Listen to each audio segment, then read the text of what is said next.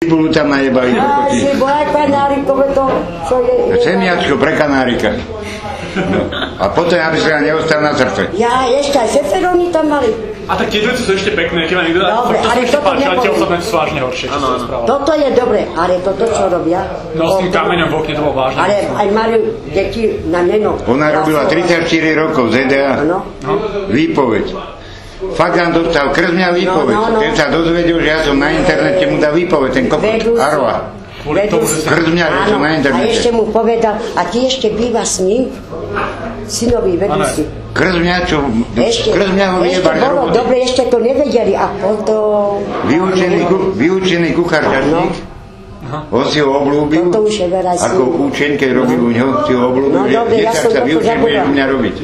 Lenže tam sa vymenili, ten odišiel volať do zahraničia a ten, čo tam robil kuchára, ten tam ostal ako král.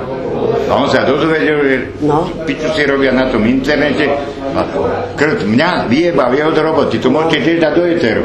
Tam to ide. No, aby to vedel, vedú si, aký je. A ešte bol taký solidný, že on si musel dať, chlapec si musel dať sám výpoveď. Áno, lebo už to vedeli. Aby ho on nevyhodil. Plakal. A plakal. Vedú si vypráv. To není dobre, to aj tak by mu dali, vedú si aj tak. Čak, ale to je inšie, keď mu dá on, pravda? Kamarádi, 4 tam chodili na obeď. Ale je rozdiel, keď mu dá vedú si výpoveď. A ty ho ešte tu nechali robiť. Čo by bol napísal, že krdota som ho vyhodil za to, že som na internete? To je žieriana debilina. Toto je veraj, toto.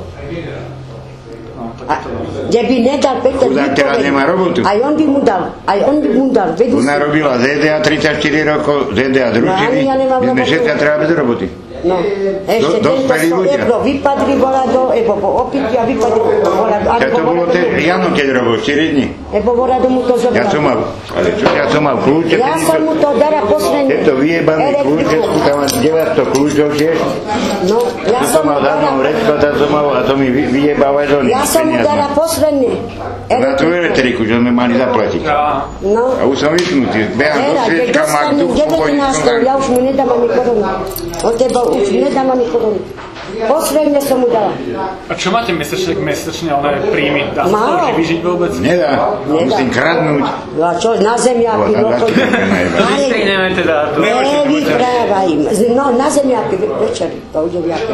Ale tu kamarátovi som chodil, ten mi vždy dal. Že ma žandári chytili. Odkiaľ idete? Do zemákov. A nič mi nepovedal. Na pieskách mi dali.